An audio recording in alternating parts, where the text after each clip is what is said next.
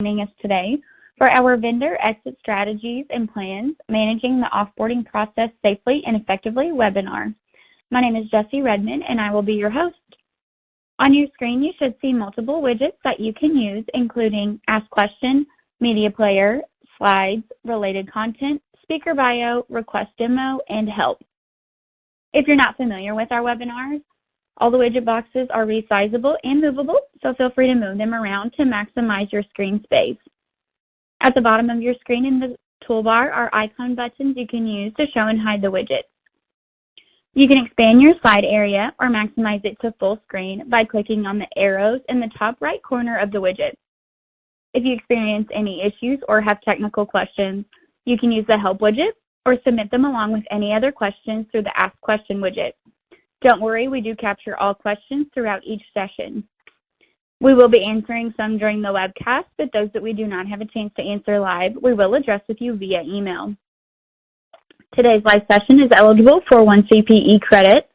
If you wish to receive this credit, please remember to answer all of the polling questions that will appear on your screen during today's presentation.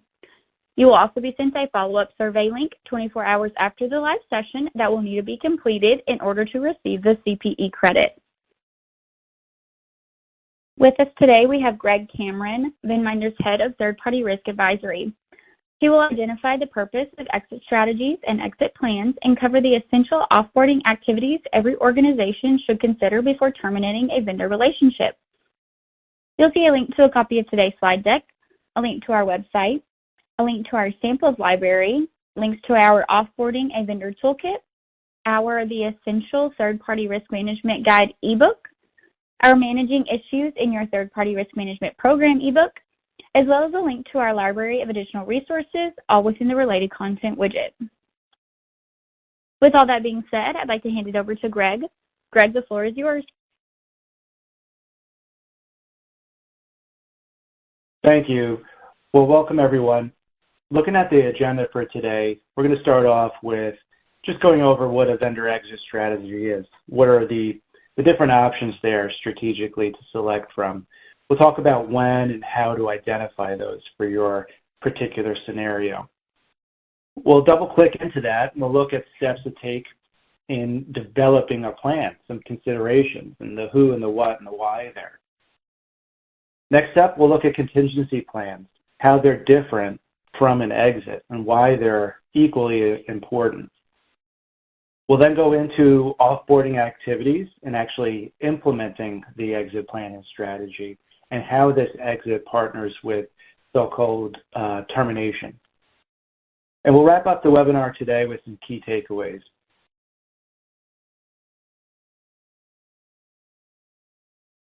So what is an exit strategy? Well, it's a game plan considered in advance of when you might actually have to use it. Ask yourself the question, what are we going to do if the vendor is no longer there or the product and service is unavailable? It really doesn't matter the cause of that. It matters that you're considering your best option for that scenario and that the right stakeholders are discussing it and agree that, yes, this is something that we want to develop further into a plan. It's important that critical and high-risk vendors in particular have this exit strategy identified. We'll talk about testing, and it's very important that a strategy gets developed further into a plan that can then be tested and validated as efficient and probable, and will give you the outcome that you're looking for. Well, here are 4 common exit strategies to consider. First and foremost, most common, an alternate vendor, a direct replacement, a like for like. This is typically a full replacement. You'd also consider absorption or bringing the activity in-house. Believe it or not, that's a very common solution. We'll also talk about this for disruption scenario, but for the purpose of an exit, it might be okay where you can bring this outsourced product or service back in-house. It might have started there in the first place. Third, removing the dependency or that reliance. In other words, discontinuing the activity and the relationship to that product and service. And then obviously combinations of these are also valid. There might be a situation where there's not a like-for-like vendor, but there's a partial replacement. So you could have an alternate, maybe combined with absorption, or maybe combined with removing that dependency for the activity that doesn't have an alternate vendor, or that piece of the puzzle that's not quite identical for the alternate vendor. So consider these, and eventually we'll develop this into a plan. So let's talk about those next steps. Okay, so let's dig into some exit strategy steps and thoughts to consider as you're developing these ideas. First and foremost, discuss the exit strategy. Consider the people across your organization who are the experts that need to be included here. The vendor owner, possibly IT, the third-party risk management group if they're the governance body. Make sure the right stakeholders are together, discussing, ensuring that it's agreeable and the right strategy has been identified.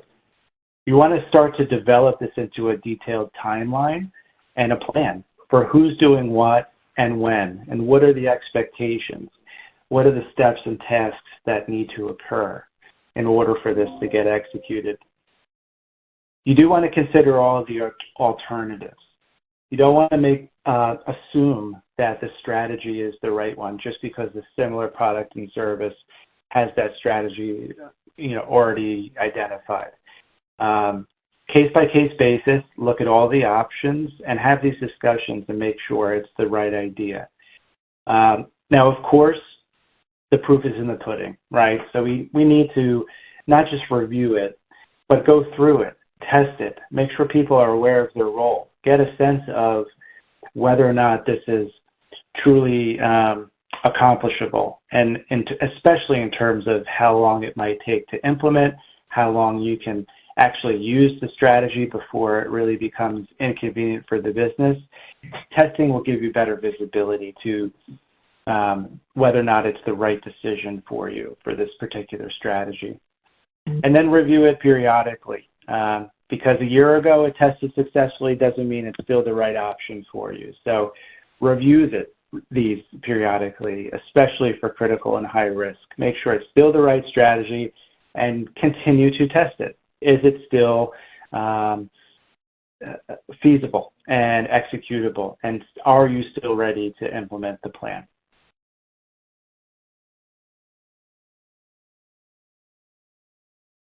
Well, they say the early bird gets the worm. This is that scenario here. The early discussions should be coordinated through the vendor owner. Those that govern your third-party risk management program should remind them that this is their responsibility. Have them consider who alternate vendors are. It might be a scenario where you're still measuring 2 or 3 vendors against each other, which is the perfect time to evaluate and consider alternates for the eventual winner for the product and service decision. Especially for critical and high-risk vendors, you might consider this being listed in your policy.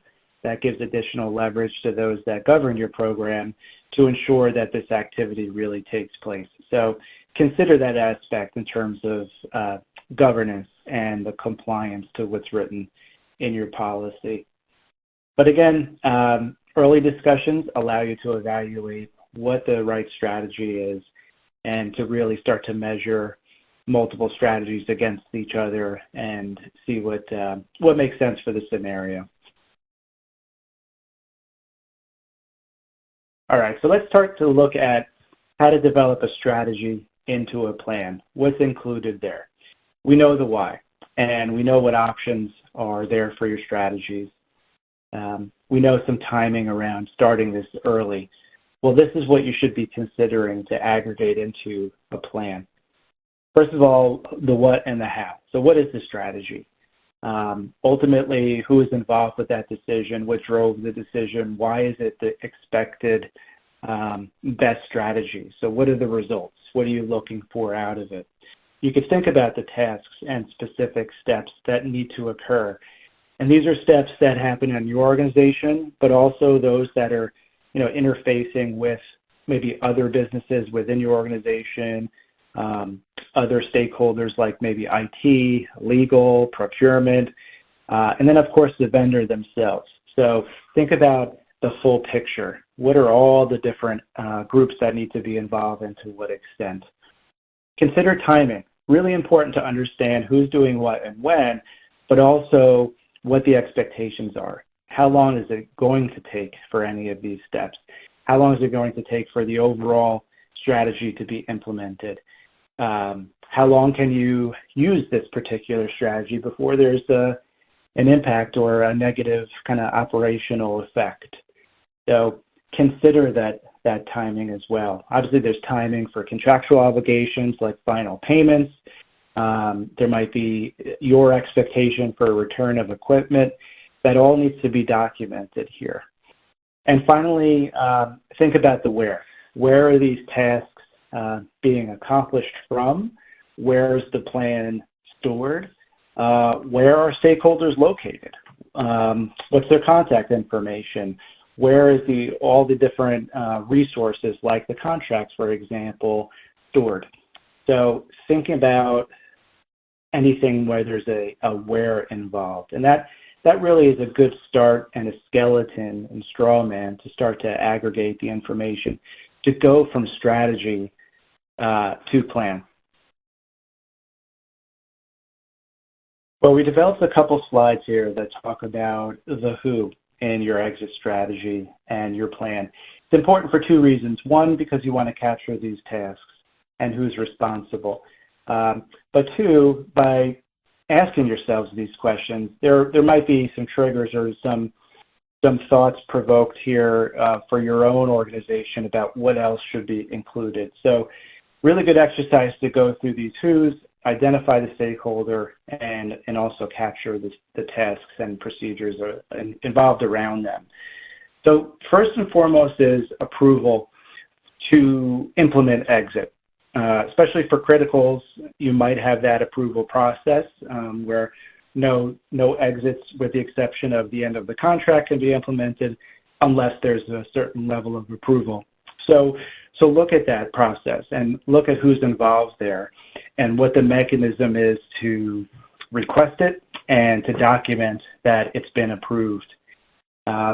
Very similarly is the notification to the vendor.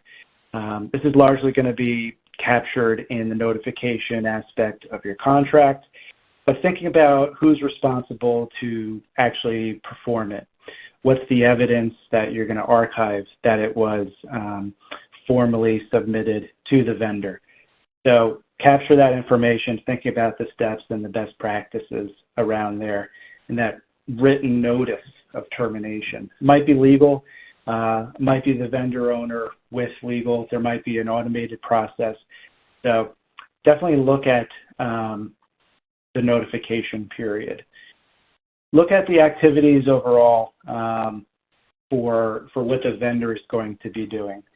They have a lot of expectations on their side, whether that's certificate of destruction, if they're a vendor that was storing data, it might be returning badges or returning IT assets like laptops.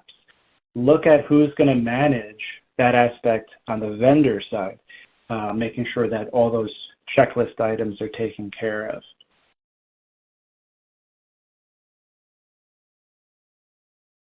Let's continue this exercise.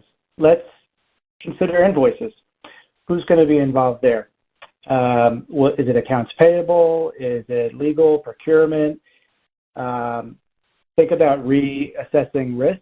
It might be for the current vendor, it might be for the alternate vendor, or it might be other vendors that are tied to or relying on this particular vendor. Maybe this vendor you want to terminate and exit is upstream from other vendors, and there's that relationship. Look at the vendor database, who's going to be responsible for that task internally, updating that it's either no longer a critical vendor, for example, it's no longer requiring an invoice, it's not in scope for third-party risk management. real important to include those. And then finally, issues management. Who's going to manage that? Who's going to capture the issues? How are they going to do that? Where is that documented? So cross-reference that process in this exit strategy. Well, before we move on to the next agenda item, we want to wrap up the overall exit strategy section with testing methodology. As you go from strategy to plan, it's so important to look at testing and criticizing, evaluating how effective is this strategy? Is it the right one for this scenario? Have we documented all of the steps? Is everyone aware of their role in order to successfully implement? So just think practically, think about when you're conducting this test. Is it during business hours? Is it on the weekend? Think about who's involved. Is it just internal staff, or are you bringing in an alternate vendor or some other outside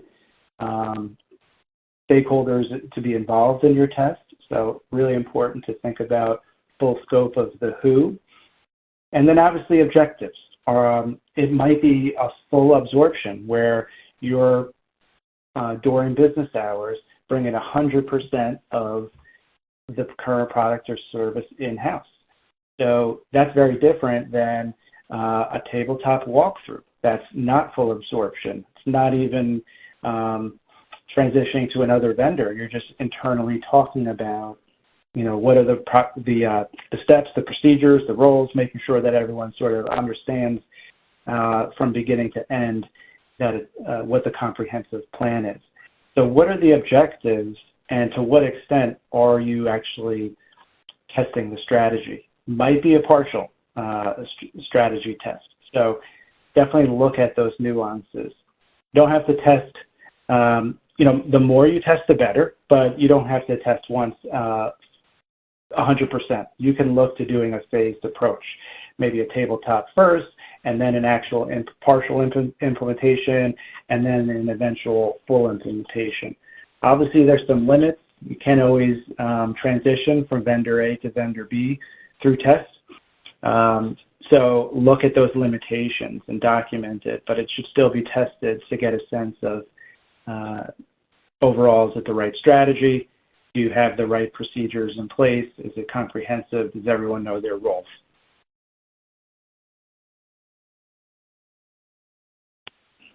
And this brings us to the first poll question of the day. You should see the poll question now in the slides area. If you have any issues, please feel free to send us a message using the Ask Question widget, and we'll be happy to assist. Also, as a reminder, if you wish to receive the CPE credit for today's session, you must answer all poll questions and be in attendance for the entire live session.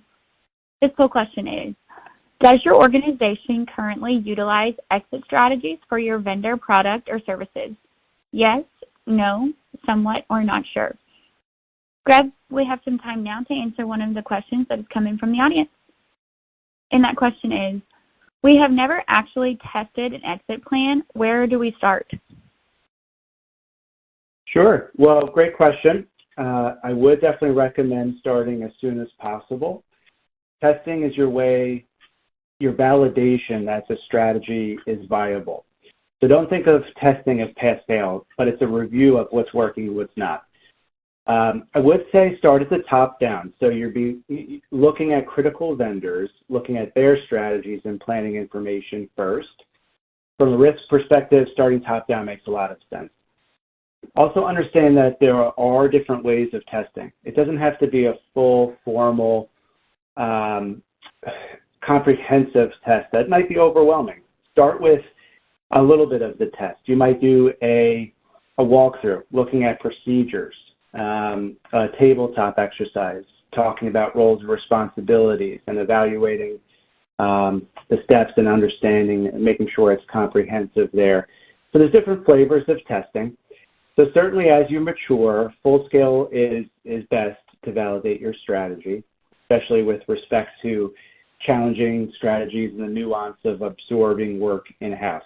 So something to mature to and aspire to, really putting you in a position to know that you can absorb the work if a vendor is disrupted and you need to exit permanently.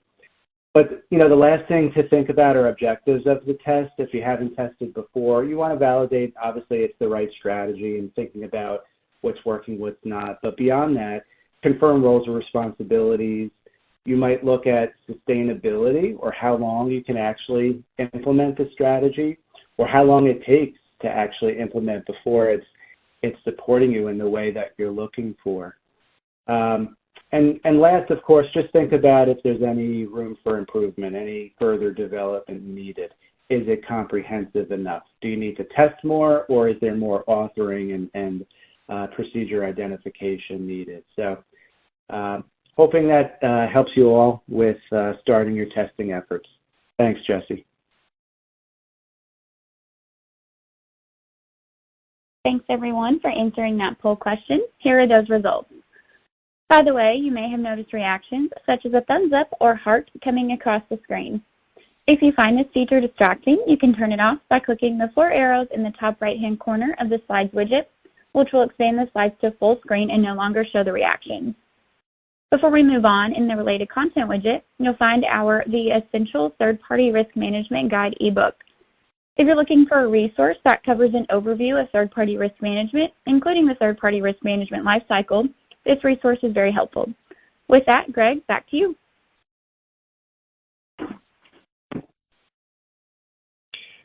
Well, we wanted to bring the important topic of contingency plans into this webinar.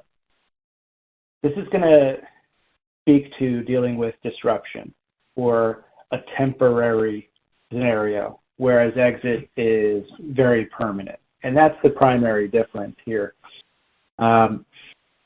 Unfortunately, contingencies might lead to a full exit and termination, but more often than not, you're going to face a disruption. So it's important to have this different flavor of third-party risk plan in place.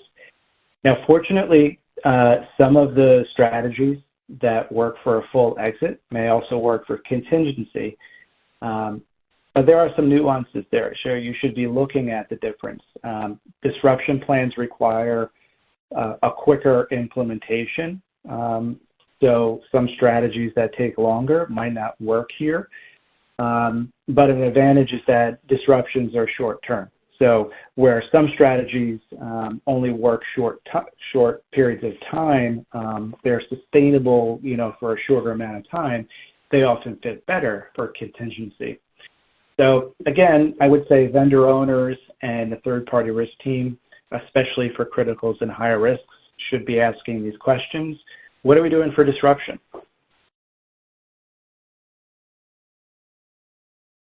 Now, interestingly, continuity is not necessarily owned by the third-party risk management team. So you might have to engage different departments or stakeholders in order for these plans to be developed. But very important to impress upon those that, similar to other internal disruptions or operational impacts, these third parties can have the same result. So we need to have mitigations in place. And just like other business continuity objectives, these third-party contingency plans solidify your operations and minimize costs and protect your reputation. So plenty of justification for this to be included in the larger business continuity program for your particular business. Disruption scenarios are likely to occur. Plan on that, whereas exit is always going to happen, and fortunately happens a lot of the time it's scheduled and you know when it's coming. You don't know when disruptions are coming. So look to have this as part of your larger exit and vendor disruption efforts. Well, at some point, a true offboarding will have to take place. Might be the end of the contract, or you might be proactively triggering this in advance. So we have our plans in place. We have our exit strategies. I just want to summarize an overall effort in terms of offboarding that include that plan and multiple stakeholders across your business to effectively offboard any particular vendor.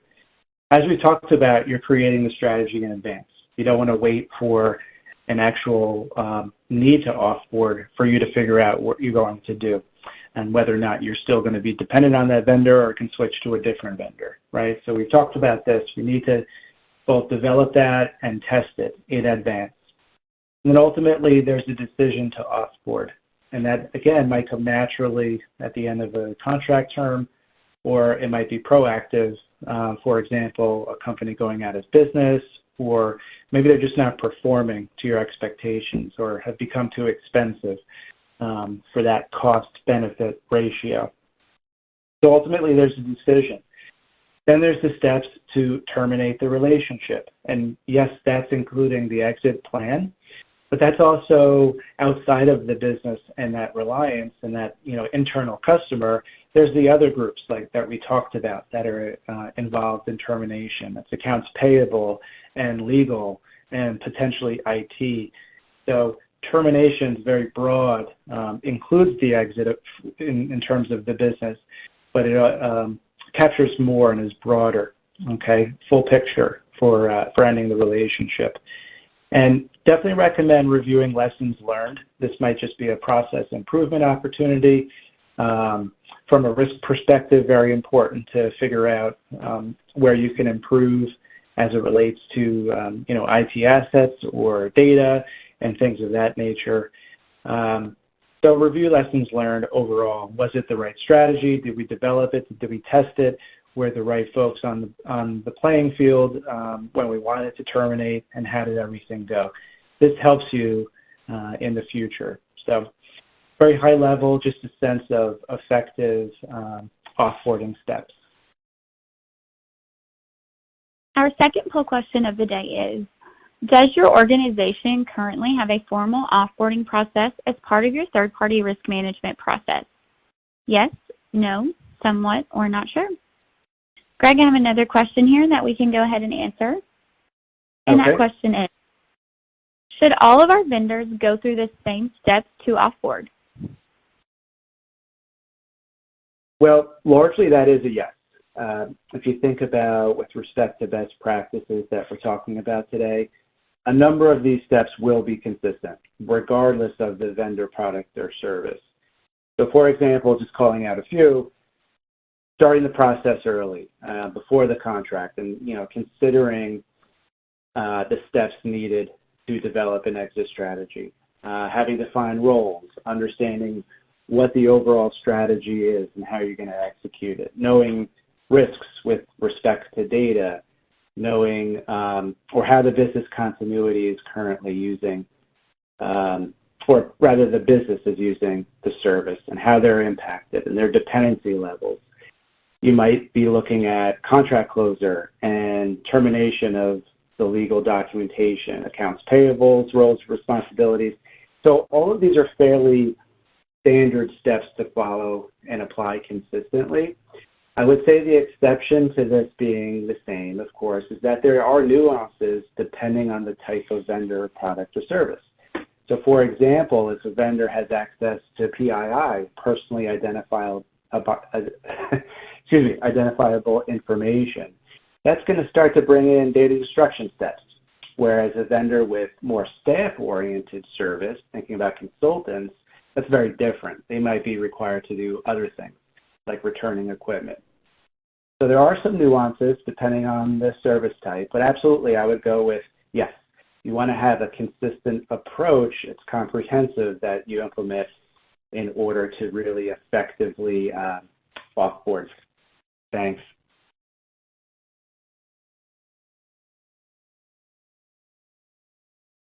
Okay, here are those results.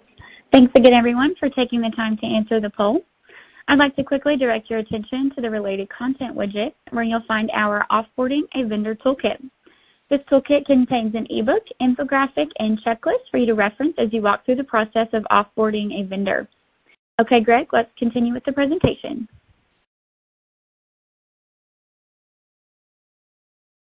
Here we compiled some basic tips for offboarding. We'll go into a little bit more detail in the following slides, but this is really about initiating termination and is it the right decision ultimately.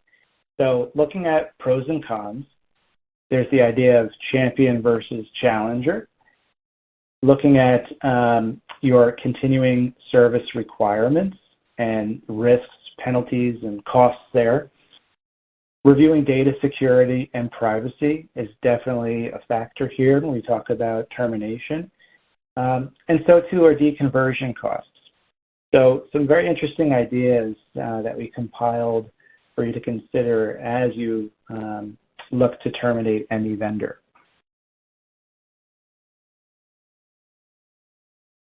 So these pros and cons are a great way for a vendor owner to challenge themselves, or for your governance body of third-party risk to challenge those that are requesting a termination to be considered.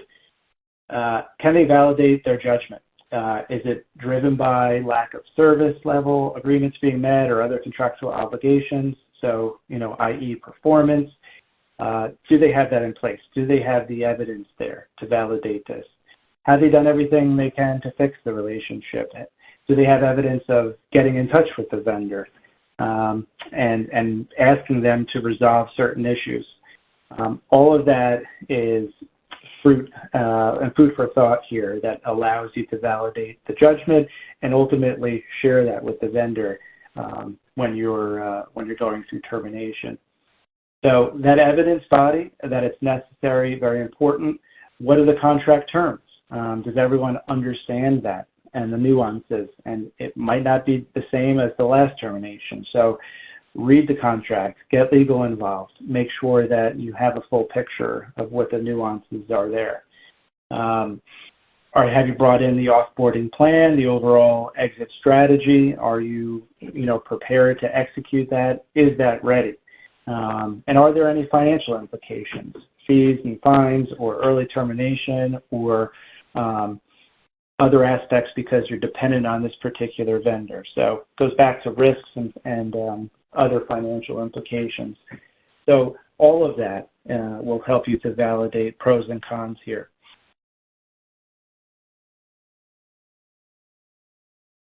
The idea of champion versus challenger is very pragmatic and, again, justifying the decision to terminate. It's great for vendor owners to go through this process and to validate that or confirm that, absolutely, the current champion is no longer working for us, and we want to move forward with a different vendor. It might be cost-related. It might be risk-related. It could be performance-related.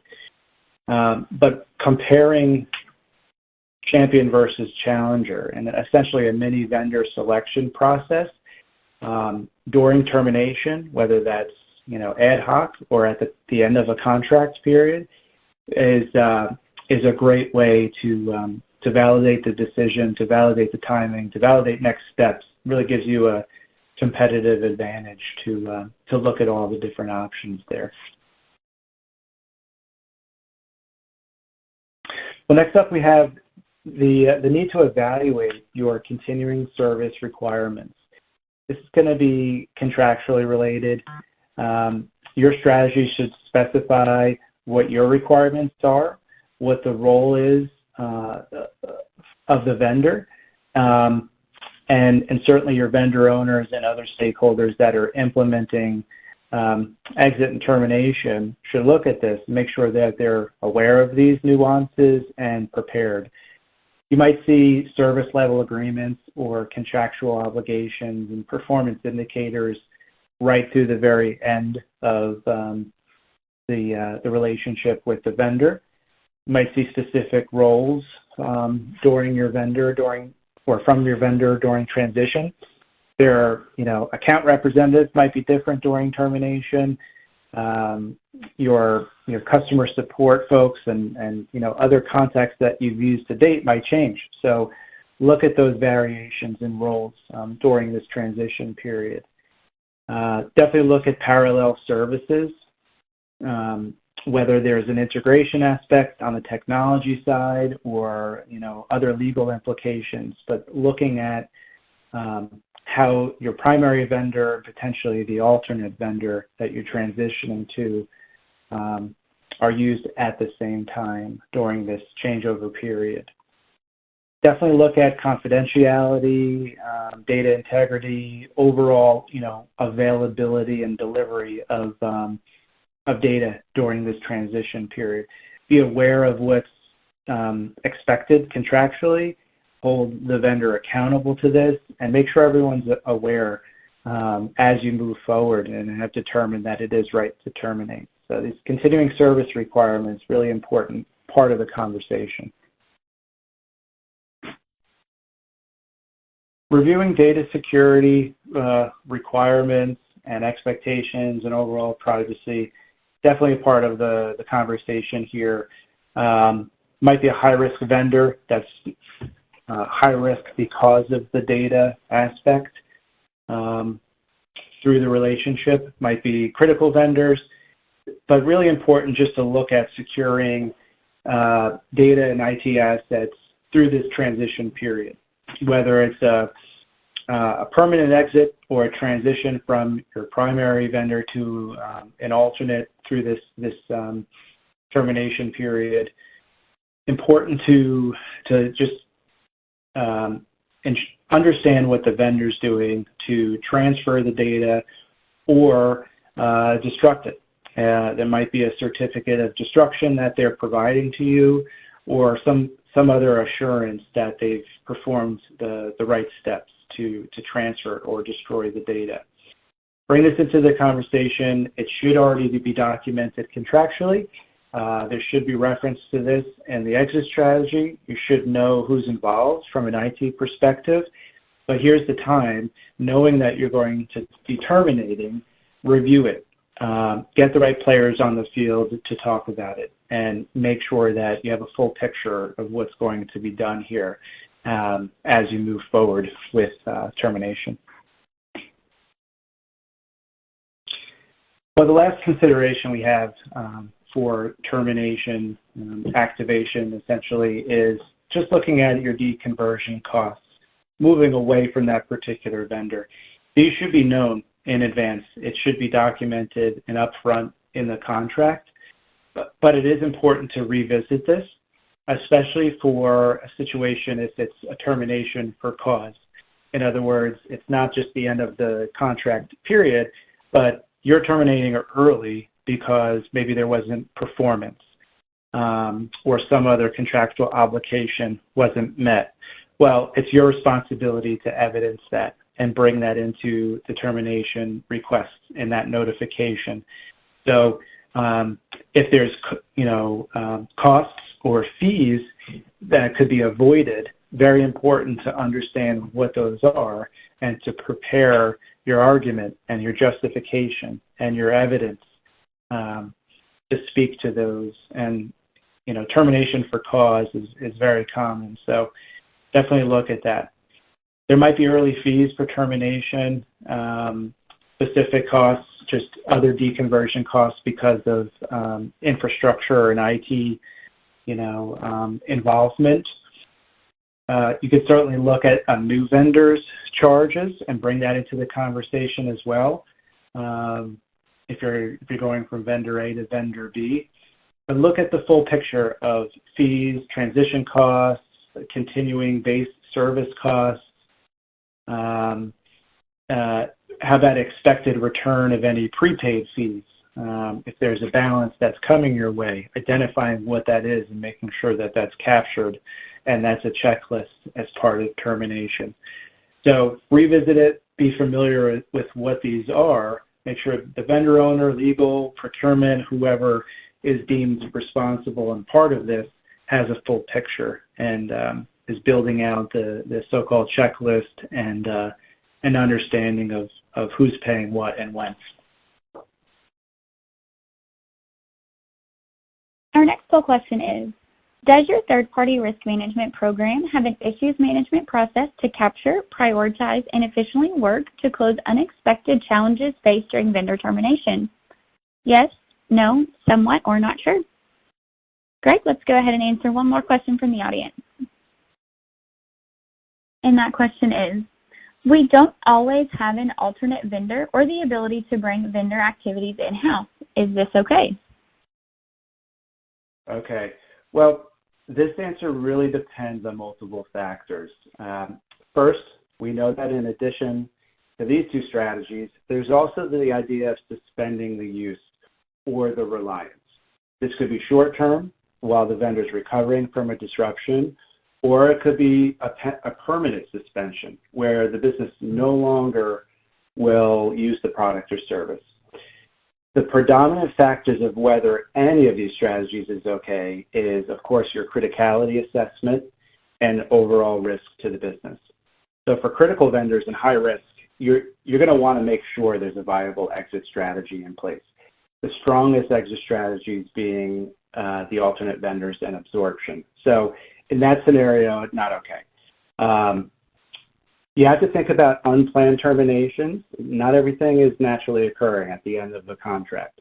For example, if the vendor's going out of business and shuttering, you have to think about the impacts to the business and your own internal customers that are using this service.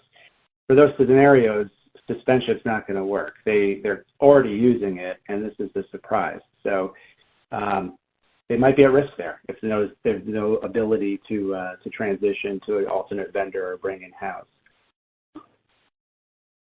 For low inherent risk, that's where you do have an opportunity potentially to accept the risk, or a scenario where there's no real strong exit strategy. You might be okay.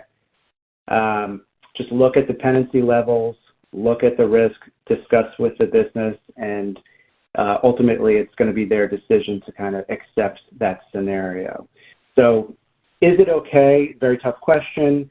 Hopefully these are some considerations to allow you to review different strategies or the lack thereof and moving forward despite not having strong strategies in place. Thanks, Jesse. Here are those results. Thanks again, everyone, for answering this question. I'd like to mention that you'll find our Managing Issues in Your Third-Party Risk Management Program ebook available for download in the Related Content widget. As issues can be the reason for you to terminate a vendor, this resource will be helpful as it discusses the basic strategy of issue management. Greg, I'll hand it back to you.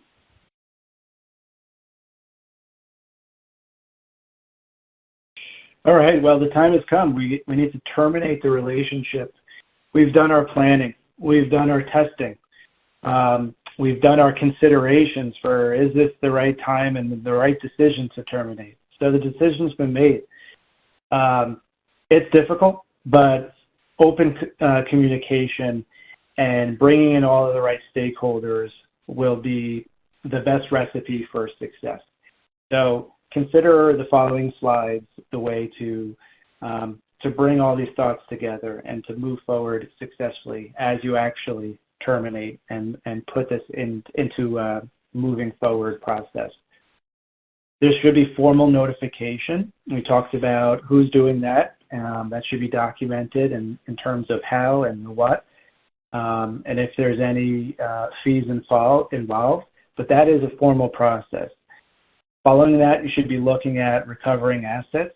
I talked about laptops. I talked about destruction of data certificate. Important to know the assets going in so that as you terminate, you're recovering them. And you already know who's responsible for it, so it's a matter of them evidencing that they have been recovered. We talked about considering issues. Up until the very, very final last day, there could be an issue. So document it if appropriate so you get the support needed. You can escalate as needed and understand how that might impact the overall effort to terminate. You're going to be finalizing payments, of course, in lockstep with recovering assets and other issues that you might be facing. And then last, it might be updating your own system, whether that's updating critical vendors or other ongoing reports to reflect that they're no longer being paid, there's no longer a sense of them being in scope of third-party risk management. Just tying that aspect together.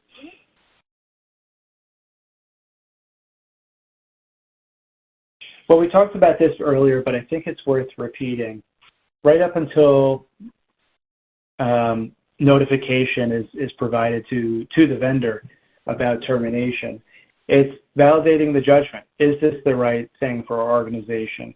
It's not just the business that is making the decision in a vacuum. They need to engage legal and potentially IT, and just validating across all stakeholders that it is agreeable, it's the right step to pursue this. It always helps, and it never hurts to revalidate judgment. And also considering whether or not everything has been done to fix the relationship. It might be lack of performance, but maybe there's no alternate vendor. And so it's that kind of combination or comparison that has you reconsider, okay, they're not performing, but maybe we can deal with it. Maybe the fact that it's a very unique product and service puts us in a position where we don't have a lot of options. So although termination has been considered and essentially, teed up for a conversation, you have to consider if everything has been done to fix the relationship or not.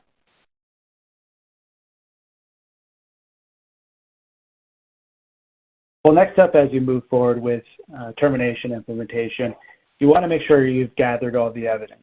If it's termination for cause, then you need to be able to justify that. Was there a proof that an SLA wasn't met, or multiple over time, through continued cycles of performance monitoring? Documented discussions are great. Meeting minutes, who attended, what was talked about. That goes a long way to show that you've had the conversations and you're trying to make it work, but it's just not. Or maybe it's a data breach, customer complaints, or other disruptions or failures. All of that's evidence, and it's part of the conversation to bring in as you implement termination. Re-review contract terms very carefully. It's not just notification, periods. Look at all the contract terms, your responsibility, their responsibility, and make sure it's very clear of what's about to happen and what the expectations are. And re-review financial implications. We obviously talked about termination fees. Look at all the financial implications.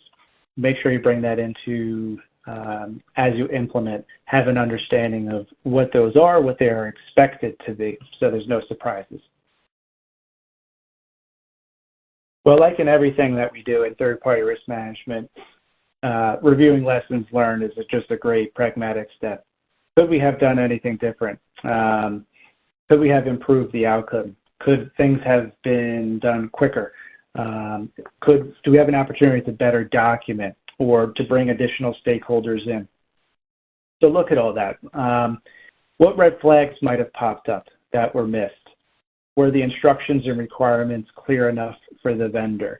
Was everything internally followed the way that you had envisioned it? So document your findings, bring that in as a best practice, and these lessons learned can help you the next time you need to exit and terminate. Well, as always, we want to wrap our webinar with some key takeaways. We covered a lot, from strategy identification to plan development and testing, to considerations before actually terminating and having those internal conversations to justify, and then actually moving forward with termination and effective ways to do that, and making sure it's done to avoid, as best as you can, any issues that you might face.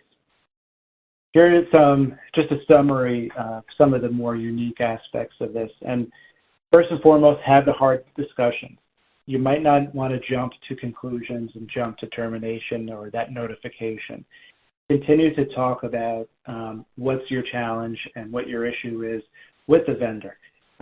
They might be going through something temporary. You just never know. So regardless of the situation, if there was lack of performance or a data breach, have the hard discussions and understand what they're doing to remediate. It's more challenging to terminate than it is to have the hard discussions. Make sure that's part of your process. If you do move forward, provide notification in writing, formally, as documented in your contract. Maintain communication throughout the entire process. Don't lose it. Both sides have steps and responsibilities through the final last step of termination. Keep the lines of communication open so that you can manage issues and take care of everything that you want to take care of. Overall, keep it professional. That allows you to move forward as fast as possible, as smoothly as possible. Don't get frustrated, and try to keep the tone professional, despite sometimes that's very challenging, and the business might be involved. They might be really, frustrated at that point and have washed their hands of this vendor. They want to move on to an alternate. Well, you got to keep it professional before you move on. So maintain those relationships. We also want to manage your exit plan. It's documented, it's been tested. Well, make sure it goes according to plan. Make sure the right stakeholders are engaged, that they're doing the right things, and that nothing is lost and all steps have been taken care of. So think about tasks and expectations there. Monitor access to equipment and data. Yes, it's in your contract, doesn't mean it's going to happen. Someone needs to take accountability of that, make sure they're getting those IT assets back, or destruction of data confirmation, or disconnection of infrastructure, whatever it might be. Monitor it, make sure it's taken care of, and it's not lost out of sight. Review the outstanding payments. Make sure that obviously you're taking care of your payments, but also if there's any outstanding invoice balances that you should be getting back to you, look at those payments both ways, bi-directional. Make sure that you don't lose sight of that. And then lastly, again, we said it a couple different times in this webinar, but manage issues. It might just be return of equipment that's delayed, or it might be something financial related. So document it formally, make sure you have an owner that's going to take care of it, and the right people have visibility to those issues. That allows you to obviously look at that for kind of key takeaways and, at the end, but as you're going through the process, it allows you to understand what's going on, and you won't lose sight of those key concerns and issues. So with that, we'll wrap up, turn it back to Jessie. Great, thanks so much, Greg. Before we dive into more questions and answers, I'd like to thank everyone for attending. I'd also like to thank Greg for his time and sharing some very important information. On your screen now, you will see our upcoming webinars. On July 27th, our Assessing Vendor Risk, a deeper dive webinar. And on August 1st, our Interagency Guidance on Third-Party Relationships Risk Management, what it means for your third-party risk management program webinar. We hope that you will be able to join us for those sessions. A link to register for those is in your copy of today's presentation site. Let's now go ahead and answer some more questions that have come in during this session. Okay, Greg, the next question is, what is the difference again between exit and contingency? Well, an exit is permanent. You will no longer be utilizing that product or service following an exit, whereas contingency is typically for a temporary situation, like service disruptions. So in that case, you would be returning to the product or service following that incident. Now, some organizations do use these terms with slight variation, but thinking about temporary versus permanent as the two scenarios to plan for is definitely the best approach I would go with. Thanks. Great. Next question. How do you test contingency plans with a critical vendor? Sure, really important to test those. Like any test, it first and foremost depends on the strategy or multiple strategies that have been developed. That consideration alongside of test objectives will give you the structure. So consider whether you want a full scale or a partial test, for example, full absorption or fully transitioning to an alternate. Also consider the what part of the product service is a priority to test and validate. Bringing in the activity in-house might impact business as usual. So consider if all of the activity has to be absorbed as part of the test objectives. And similarly, switching to another vendor might take more time than anticipated, or there's some complications there. So first and foremost, check that you have a contract and provisions in place with the alternate to actually make this transition with the test scenario, but also know the scope of that and what you are transitioning to that vendor as part of this test. So hopefully that's food for thought and helpful. Perfect. Our next question. Could you talk more about revoking physical access, as this is a new concept for me in vendor offboarding? Sure. We know that there's a lot of vendors with staff that have access to your facilities, right? So both HR and physical security or facilities management typically have their own process and checklist when any staff is offboarded. But because we're talking about third-party vendors, that sits in our world. So we should ensure that we know what's expected internally from those other stakeholders, other departments, and support them.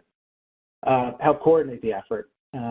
We typically will have better line of communication with the vendor than, say, HR or physical security. So if there's a need to request or follow up directly with the vendor, we're in a better position to do that. So it's really about following up and supporting your partners in HR, facilities, or physical security to do the right things there. Great. Our next question is, are there ways to avoid vendor termination fees? Okay. Ultimately, it comes down to what's been contracted via end clauses there. So if there's a notification period, for example, that has to be followed closely. If you're citing a air quote cause, then, and for example, that's non-performance, not meeting SLAs, you need to justify that and evidence that. So be mindful of how to evidence and what's in the contract. But outside of cause, there's convenience. And be aware if you're terminating without this cause and it's labeled convenience, it's going to be tough to avoid those fees. So stay close to the contract, refer to that, manage accordingly, be aware of what's in place for you. Great. I think we have time for one more question. Could you reiterate the regulatory expectations for exit planning? Sure. So whether it's the newly released interagency guidance on third-party relationships, that's really for financial institutions, or across the pond, European Banking Authority, the EBA. Pick your poison there. There's really similar requirements. And for exit planning, that's going to be mentioned first in the planning stage. Planning comes before risk assessment. The language there is that you should be outlining or strategizing exit and contingencies. So as stated today, we would recommend you think about temporary and permanent scenarios to plan for, and think about that as early as possible. There is actually some guidance that states that you should be testing these strategies prior to using the product. So that would be a little bit further down the life cycle stages after due diligence, right around contracting. Before day one, you might actually consider testing your exit and or contingency plans to see if you're ready, even if day one there was some sort of a disruption. So that's pretty consistent. But beyond planning, regulators share the ideas about sound contracting practices and making sure that there's the right knowledge of fees and any nuances there. And you'll also see termination as part of the life cycle framework. So not so much exit planning as much as actual execution of it, and within the termination phase of the third-party risk management framework or life cycle. So be mindful of that.